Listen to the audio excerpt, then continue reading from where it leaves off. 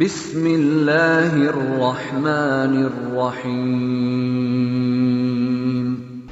وہ دیکھیے اللہ نے انعام عطا فرمایا ہے ابن یعقوب کو علیہم السلام، حسن عطا فرمایا جسے دیکھ کر مصر کی دوشیزگی مبہوت ہو گئی۔ مصر کی دوشیزگی، بڑے گھرانوں کی بیگمات لڑکھڑا گئی۔ سب سے بڑی بیگم عزیز مصر کی بیوی ہوش کھو بیٹھی، حسن یوسفی کو دیکھ کر حواس کھو بیٹھی۔ مصری خواتین نے تبصرہ کیا، امرأۃ العزیز تراود فتاها عن نفسه قد شغفها حبا انا لنراها فی ضلال مبین۔ وقال نسوة فی المدینہ امرأۃ العزیز تراود فتاها عن نفسه قد شغفها حبا انا لنراها فی ضلال مبین۔ کیا ہو گیا ہے اسے؟ شاہی گھرانے کی فرد ہو کر ایک زر خرید پر دل دے بیٹھی ہے۔ جو کل بازار میں بک رہا تھا آج اس کو اپنا محبوب بنا لیا۔ بدذوق کہیں کی، چاہنا تھا تو کسی شہزادے کو چاہتی، ہمارا سر بھی فخر سے اونچا ہو جاتا کہ ہماری چوائس کیسے ہوتی ہے۔ اس کو دیکھو بدذوق کو، بازار میں بکنے والے کو محبوب بنا بیٹھی ہے۔ قرآن کریم نے فرمایا فلما سمعت بمکرہن ارسلت الیہن وآتدت لہن متکئا وآتت کل واحدۃ منہن سکینا وقالت اخرج علیہن فلما رأینہ اکبرنہ وقطعن ایدیہن فقلن حاش للہ ما ھذا بشرا ان ھذا الا ملک کریم۔ تانا سنا عزیز مصر کی بیوی نے، اس کا مؤثر جواب دینے کے لیے تقریب بہر ملاقات کا اہتمام کیا، دعوت دی ان سب تانا دینے والیوں کو جسے میں نے چاہا ہے اسے دیکھو تو صحیح، شنیدہ کہ بود مانند دیدہ۔ جسے میں نے چاہا اسے دیکھو تو صحیح، پھر سنبھل کے دکھاؤ، پھر سنبھل کے دکھاؤ۔ تقریب بہر ملاقات کا اہتمام ہوا، دسترخوان بچھا، ساری میدے کی ماری ہوئی جنس اکٹھی ہو گئی اور ہاتھوں میں سب کے چھریاں دے دی گئی ہیں فروٹ کاٹنے کے لیے۔ اور ادھر ابن یعقوب، اللہ اکبر، یعقوب علیہ السلام کا بیدار بیٹا جس کی جوانی کی تابانی پر سورج بھی رشک کرتا ہے، جس کے شباب کی لمعانیت پر چاند بھی رشک کرتا ہے، دعوت دی حسن یوسفی کو۔ عزیز مصر کی بیوی نے کہا اخرج علیہن، ذرا باہر آئیے محبوبم۔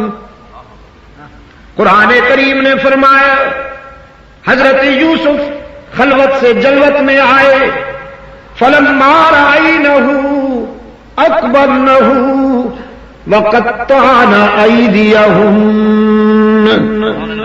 یوسف علیہ السلام کو دیکھتے ہی جسم تو وہیں رہ گئے لیکن ہوش اڑ گئی۔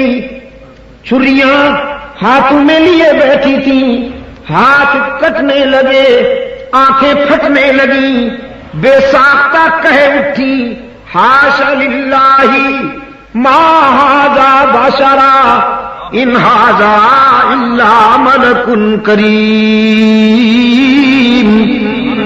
کسی کے آنے سے ساقی کے ایسے ہوش اڑے، کسی کے آنے سے ساقی کے ایسے ہوش اڑے، شراب سیخ پہ ڈالی کباب شیشے میں۔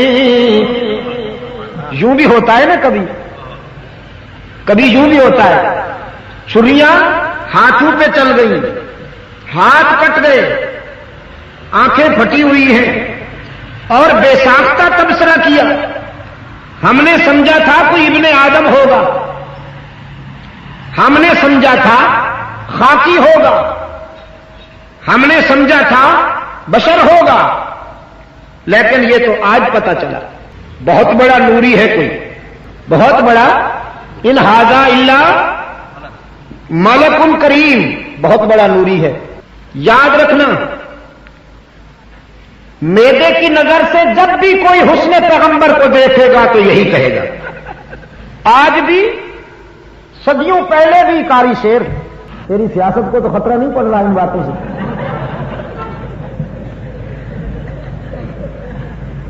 ہماری جو، میں آپ کو یہ بتا دینا چاہتا ہوں، یہ جو قافلہ ہے نا، یہ صداقتوں کے راستے پر چلنے والا قافلہ ہے۔ ہماری بات بڑی دو ٹوک ہوتی ہے۔ یہ لوگ غلط کہتے ہیں کہ ہم سب کو خوش کرنا چاہتے ہیں، بخدا ہم رب کو خوش کرنا چاہتے ہیں۔ اگر ایسا نہ ہوتا تو آج یہ لوگ برسر اقتدار ہوتے۔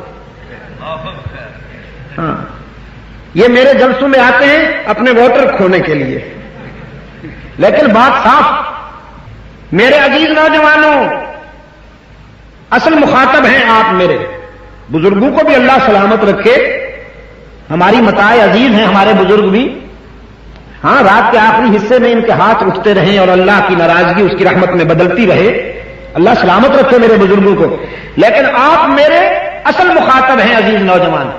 میدے کی نظر سے جب بھی کوئی حسن پیغمبر کو دیکھے گا تو یہی کہے گا، کل بھی یہی کہا تھا، آج بھی یہی کہہ رہا ہے، اور خدا نہ کرے آئندہ بھی شاید یہی کہا جائے کہ ما ھذا بشر، ما ھذا بشر، نبی بشر نہیں ہے، ان ھذا الا ملک کریم، یہ تو کوئی بہت بڑا نوری ہے۔ میدہ پرستوں کو یہ احساس کمتری ہمیشہ لاحق رہا۔ جس نے بھی میدے کی نظر دسترخوان پہ بیٹھی تھی نا، یہ تبصرہ کن کا ہے؟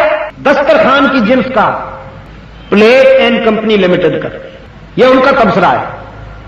ما ھذا بشرا، ہائے یہ بھی کیسی عجیب تقسیم ہے، کچھ دسترخوان والے، کچھ بالا کوٹ کے میدان والے، تو کیسی تقسیم ہے، کچھ دسترخوان والے، کچھ بدر و احد کے میدان والے۔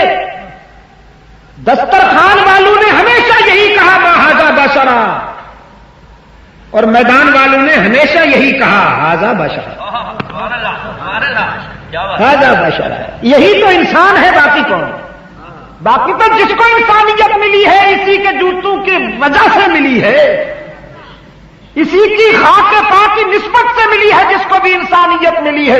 اصل فیوز در مصطفیٰ کے کیا کہنے کہ جس کو جو بھی سعادت ملی یہیں سے ملی۔